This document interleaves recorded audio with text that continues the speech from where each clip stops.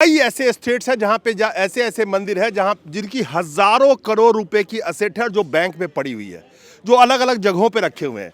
आप यकीन मानिए उस स्टेट के उस मंदिर के पैसे से, मैं ज़्यादा नहीं कहता हूं, सिर्फ जो गरीब बच्चे हैं उनका शिक्षा फ्री किया जा सकता है। उनके लिए 12वीं तक की ही शिक्षा अगर फ्री हो जाए तो उस स्टेट का कितना बड़ा कल्याण होगा ये आप सोच सकते हैं, लेकिन ऐसा होता नहीं। धार्मिक स्थल को अब म्यूजियम मत बनाइए और उसको लूटना बंद कीजिए। और सबसे बड़ी जो बात है, अभी सरकार को पता चल गया जो खनी खदान था, वहाँ पर जो खनिज द्रव्य था, जो खदान था, जंगल था, उसको तो बेच दिया है। अभी सिर्फ उनका लोलुप दृष्टि जो पड़ा है मठ और मंदिर में जो धन है उसको लूटने के लिए वो लोग माने आगे आ गए। धार्मिक स्थल पे जिस तरह से वहां पे बाहर के जगहों पे मैं पूरी जिम्मेवारी से कहता हूं कि मंदिरों में यह काम होता है और मंदिरों के बाहर दलाल खड़े रहते हैं दर्शन कराने वाले। जो रिनाउंड मंदिर है जहां पे 1000, 2000, 5000 लोगों की भीड़ लगती है, कई जगह रेगुलर लगती है, कई जगह विशेष आयोजन पे लगती है, वहां पे बकायदा बाहर दलाल खड़े रहते हैं कि मैं दर्शन करा दूंगा, 500 रुपया मुझे दो, 1000 रुपया मुझे दो। कई मंदिरों में आपको कहेंगे काउंटर खुली हुई है कि 1000 रुपए का आप टिकट अलग से लो, वीआईपी दर्शन में आप जा सकते हैं। आखिर ये कौन सी व्यवस्था है? अब ये लोग जानबूझ के 3 दरवाजा बंद कर दिया। एक दरवाजा में आर्टिफिशियल भीड़ जमा के अपना दबदबा दिखा रहे हैं और गरीब लोगों को, साधारण लोगों को, आम आदमियों को 10 घंटा 12 घंटा लाइन में खड़ा होना पड़ता है। वीआईपी लोग आराम से चले जाते हैं। और वीआईपी तो देखिए कैटेगरी होना चाहिए। वीआईपी में राष्ट्रपति, प्रधानमंत्री, मुख्यमंत्री, ऐसे कुछ वीआईपी होना चाहिए, जुडिशियल ऑफिसर्स। लेकिन ये जो आज का वीआईपी हम देख रहे हैं, किसी वीआईपी का, नौकर का, देवर का, ननंद का, बीबी का, बच्चे का, सौतन समधी भी आजकल वीआईपी हो गया है, उसको भी होमगार्ड लेके जा रहा है। वो राम कितने खुश होंगे अगर उनके मंदिर के द्वारा इस देश के उन बच्चों को शिक्षा दिया जा सकता है, इस देश के उन गरीब लोगों को स्वास्थ्य की व्यवस्था, हॉस्पिटल खोल के दिया जा सकता है, तो भगवान राम कितने खुश होते। ये एक सवाल है। क्या मंदिर के साथ साथ मंदिर की व्यवस्था के लिए लोग उठ के खड़े होंगे? ये एक बहुत बड़ा सवाल है। दोस्तों नमस्कार। इस देश की मंदिर के व्यवस्था पे लगातार कई बार सवाल उठाए गए हैं और ये सवाल उठाने वाले कोई और जाति के नहीं होते, ये वही लोग हैं जो बड़े श्रद्धालु होते हैं। हमारे साथ जो लोग खड़े हैं ये जगन्नाथपुरी उड़ीसा से आए हैं और बहुत सारे अहम सवाल लेके आए हैं। इस देश के अमीर मंदिरों में कई मंदिर शुमार हैं जिसमें जगन्नाथपुरी का भी नाम आता है। पद्मनाभ स्वामी का मंदिर केरला के अंदर में 1 लाख करोड़ से ज्यादा की उनकी असेट है। वहीं पे अगर हम जगन्नाथपुरी की बात करें तो 2010 के बैंक डिपॉजिट के मुताबिक, अलग अलग रिपोर्ट के मुताबिक 2010 में 150 करोड़ से ज्यादा की असेट है जगन्नाथपुरी की। इस देश में जितने भी मंदिर मैनेज किए जा रहे हैं उसके ऊपर कई बार सवाल खड़े हुए हैं, या यूं कहें कि लोगों का आरोप है कि जिस तरह से मंदिर के परिसर के अंदर में एक व्यापारीकरण किया जा रहा। इस देश में कई मंदिरों में स्टैंपेड हुए हैं जहां पे लोगों की दब के मौत हो गई है। गेट रहते हुए भी गेट नहीं खोला जाता और वीआईपी एंट्री अलग से कराई जाती है, जिसके विरोध में कई बार आवाज उठे हैं। आज उसी जगन्नाथपुरी से कई लोग यहाँ पे चल के आए हैं और इनका जो सबसे बड़ा आरोप है कि वहाँ पे 4 और जो गेट हैं उनको नहीं खोला जा रहा है और जिस गेट से एंट्री कराई जा रहा है वहाँ पे लोगों को 12-12 घंटे, 8-8 घंटे लाइन लगवाया जाता है, या आप वीआईपी पास कटवाओ। भगवान के दर्शन करने जहाँ पे आम लोगों की तरह लोगों को जाना चाहिए, वहाँ वीआईपी की व्यवस्था की गई है उन लोगों के लिए जो पैसा दे के जल्दी दर्शन कर सके। आप लोग जो मुद्दा लेके आए हैं, 4 गेट जो वहाँ पे बंद करके रखे गए हैं, ये कब से बंद है? ये कोरोना से पहले से बंद है, कोविड से पहले से। और सबसे बड़ी बात है कि वो एक धार्मिक स्थल है और जो 4 दरवाजा है वो किसी म्यूजियम या किसी असेंबली का दरवाजा नहीं है। वो धर्म, अर्थ, काम, मोक्ष धार्मिक हिसाब से बनाया गया है। और उस मंदिर को बनाए थे विश्वकर्मा जी ने, प्रतिष्ठा किया था ब्रह्मा जी ने। और जब वो मंदिर बना था कई सदियों साल पुराने, तब बहुत कम लोग थे संसार में, तो इतने बड़े बड़े दरवाजा क्यों बनाया गया था? क्योंकि उनको पता था कि अगले दिनों में लाखों श्रद्धालु आएंगे भगवान जगत के नाथ का दर्शन करने के लिए। ये हिंदू धर्म का, भारत का सबसे बड़ा धाम है, चारों धाम में से। तो अभी ये लोग जानबूझ के 3 दरवाजा बंद कर दिया। एक दरवाजा में आर्टिफिशियल भीड़ जमा के अपना दबदबा दिखा रहे हैं और गरीब लोगों को, साधारण लोगों को, आम आदमियों को 10 घंटा 12 घंटा लाइन में खड़ा होना पड़ता है। वीआईपी लोग आराम से चले जाते हैं। और वीआईपी तो देखिए कैटेगरी होना चाहिए। वीआईपी में राष्ट्रपति, प्रधानमंत्री, मुख्यमंत्री, ऐसे कुछ वीआईपी होना चाहिए, जुडिशियल ऑफिसर्स। लेकिन ये जो आज का वीआईपी हम देख रहे हैं, किसी वीआईपी का, नौकर का, देवर का, ननंद का, बीबी का, बच्चे का, सौतन समधी भी आजकल वीआईपी हो गया है, उसको भी होमगार्ड लेके जा रहा है। ये दुख की बात नहीं, है। मैं आपको एग्जाम्पल देता हूं। हम अगर देवघर की बात करें झारखंड के अंदर में, तो वहाँ 500 रुपये में अभी वीआईपी है। वीआईपी दर्शन का नाम दे रखा है, 500 रुपये चार्ज करते हैं। क्या ऐसा कुछ व्यवस्था वहाँ पे भी है कि पैसा दीजिए और वीआईपी लाइन में लग जाइए? देखिए, ये 85 साल के बुजुर्ग हैं, ये चल नहीं पा रहे हैं।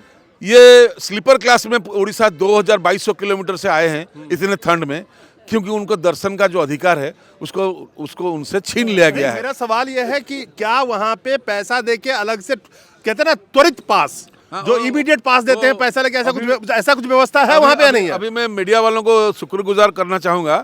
2 दिन पहले जो ओटीवी अभी आया है, उड़ीसा का टीवी ओटीवी का जो वहाँ का जो रिपोर्टर है, उसने दिखाया था कि 200 रुपया लेके उसको वहीं पर त्वरित छोड़ दिया जा रहा है। तो ये 8 घंटा खड़ा होगा, पैसा लेके आप उनको छोड़ोगे। तो ये भगवान के मंदिर में जो बोलते हैं ना, जहाँ भगवान वहीं राक्षस, जहाँ राम वहीं रावण, जहाँ कृष्ण वहाँ कंस, तो वहाँ भी वैसा हो गया है, जहाँ भगवान वहाँ राक्षस। लोग इतना डरते हैं धर्म के नाम पे, जो दर्शन करने जाते हैं मन में श्रद्धा रख के जाते हैं, उसी मंदिर के परिसर में धर्म स्थल में बैठ के अधर्म का कार्य कर रहे होते हैं। उनको कोई फर्क नहीं पड़ता।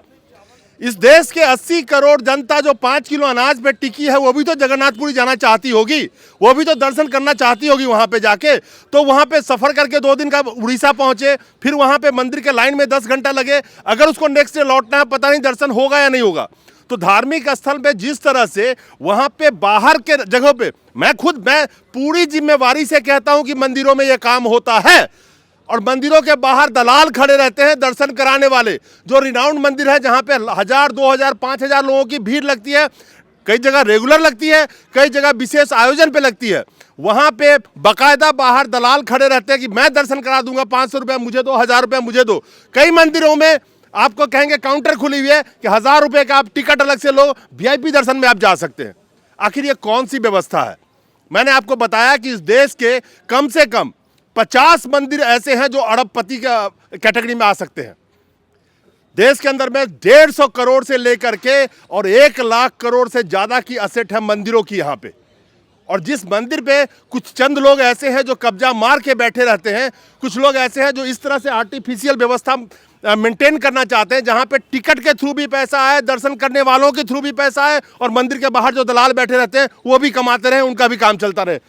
कई मंदिर पे ऐसा हो रहा है। आखिर इस गेट को जो बंद किया गया है, कई मंदिरों में स्टैंपेड हुए हैं जहां पे भगदड़ में लोगों की जानें चली गई है, लेकिन फिर भी सरकार जागती नहीं है। ये इस तरह की कोई कानून है ही नहीं। ये आप जो बोल रहे हैं ये सही बात है, मैं सही बोलता हूं। इसको मैनेजमेंट करने का जो तरीका है ये पूरा गलत है, क्योंकि आईएएस अफसर अभी मैनेजमेंट कर रहे हैं। आईएएस अफसर को क्या पता है कि ग्राउंड लेवल में क्या चल रहा है? वो तो एसी रूम में बैठ के अपनी वो ऑर्डर झाड़ दिया, लेकिन उनको पता नहीं है उनकी एक गलती से कितना बड़ा स्टैम्पेड हो सकता है, एक गलती से, एक गलत डिसीजन से कितना बड़ा नुकसान हो सकता है ह्यूमन सोसाइटी को। तो हम विनती करते हैं, देखिए साहब, 4 दरवाज़ा जो है, अगर 1000 लोग आ रहे हैं, 4 दरवाज़ा अगर खुला रहेगा तो 250 करके वो भीड़ का मैनेजमेंट हो जाएगा अपने आप। तो आपने एक दरवाजे पे क्यों 1000 लोगों को खड़ा किया? क्योंकि खड़ा होने से मैनेजमेंट को ढूंढा जाएगा, खड़ा होने से आपको लोग ढूंढेंगे या सरकार को ढूंढा जाएगा। तो आप जबरदस्ती खड़ा करके अपने आप को ढूंढने के लिए जो तरीका अपनाए हैं, इसको हम लोग विरोध कर रहे हैं, क्योंकि ये एक धार्मिक स्थल है। संविधान के 25, 26, 27, 28 और 32 के तहत किसी भी धर्म के ऊपर सरकार का हस्तक्षेप नहीं रहना चाहिए। सब अपने अपने धर्म, अपने अपने मजहब का आराम से प्रैक्टिस, प्रोपागेट एंड प्रोफेस कर सकते हैं, अपने प्रचार प्रसार कर सकते हैं। लेकिन ये जो कर रहे हैं, ये गलत कर रहे हैं उड़ीसा के सरकार। इसके खिलाफ हम लोग उड़ीसा से इसलिए दिल्ली आए हैं क्योंकि उड़ीसा में वो सुन नहीं रहे हैं। इसलिए आज हम प्रधानमंत्री जी और राष्ट्रपति जी को यहाँ पर मेमोरेंडम दे रहे हैं दिल्ली पुलिस के माध्यम से, और विनती कर रहे हैं कि आप देखिए, ये एक धार्मिक स्थल को आप म्यूजियम मत बनाइए और उसको लूटना बंद कीजिए। और सबसे बड़ी जो बात है, अभी सरकार को पता चल गया जो खनिज खदान था, वहाँ पर जो खनिज द्रव्य था, जो खदान था, जंगल था, उसको तो बेच दिया है। अभी सिर्फ उनका लोलुप दृष्टि जो पड़ा है, मठ और मंदिर में जो धन है उसको लूटने के लिए वो लोग माने आगे हैं। तो उसी के खिलाफ हम लोग दिल्ली आए हैं। उड़ीसा में पूरा 30 जिला पे हम लोग भक्त जागरण जनसंपर्क यात्रा किया, लेकिन उड़ीसा के सरकार उसको सुना नहीं, और कोई बोलता है वहाँ तो उसको जेल में डाल देते हैं, जैसे कि हमको एक नया आज़ादी की लड़ाई वहाँ लड़ना पड़ेगा, ऐसे लग रहा है। तो इस आज़ादी की लड़ाई के लिए हम लोग दिल्ली आए हैं। चलिए, सवाल बहुत सारे हैं। कई ऐसे स्टेट्स हैं जहां पे ऐसे ऐसे मंदिर है जहां जिनकी हजारों करोड़ रुपए की असेट है जो बैंक में पड़ी हुई है, जो अलग अलग जगहों पे रखे हुए हैं। आप यकीन मानिए उस स्टेट के उस मंदिर के पैसे से, मैं ज़्यादा नहीं कहता हूं, सिर्फ जो गरीब बच्चे हैं उनका शिक्षा फ्री किया जा सकता है।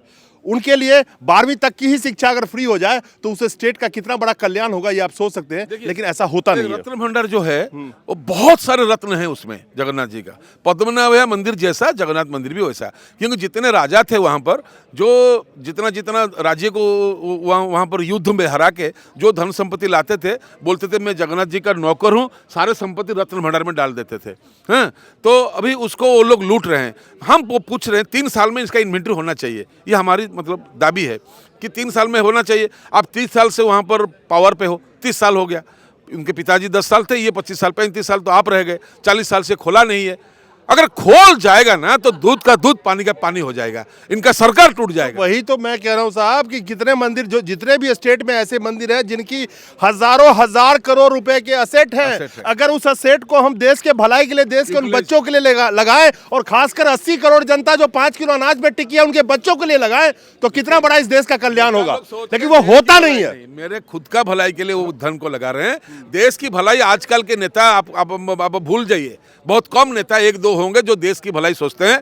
बाकी सब अपनी भलाई, अपनी पार्टी की भलाई, अपने बच्चों का भलाई, अपने 14 पुरुष के भलाई के बारे में सोचते हैं। इन्वेस्ट कर रहे हैं 5 करोड़ इलेक्शन में, और जीत जाएंगे तो कैसे 50 करोड़ लेंगे, 500 करोड़ लेंगे। यही इनका तरीका, एक बिजनेस हो गया है। जैसे शिक्षा और स्वास्थ्य दोनों बिजनेस हो गया है, एजुकेशन एंड हेल्थ, ये जो बड़े बड़े private hospitals, private school college, ये सब बिजनेस, ये सेवा करने के लिए अब नहीं हो रहा है। किसी मुर्दे को भी इन्विलेटर देकर आप 7 दिन रख रहे हैं पैसा लेने के लिए।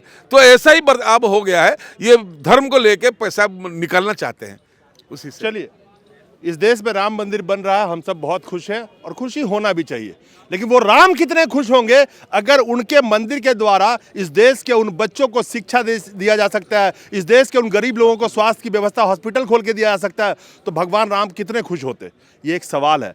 क्या मंदिर के साथ साथ मंदिर की व्यवस्था के लिए लोग उठ के खड़े होंगे? ये एक बहुत बड़ा सवाल है, और ये सवाल आने वाले वक्त में और भी मुखरता से लोग उठाएंगे, जो समझते हैं कि जिस मंदिर के लिए वो जान देने को तैयार है, उस मंदिर में जो धन संपत्ति आती है, उस धन संपत्ति से अगर गरीब लोगों का भला किया जाए, उस राज्य में स्कूल खोला जाए, उस राज्य में हॉस्पिटल खोला जाए, तो कितने लोगों का भला हो सकता है और फिर भगवान कितने प्रसन्न होंगे। नमस्कार।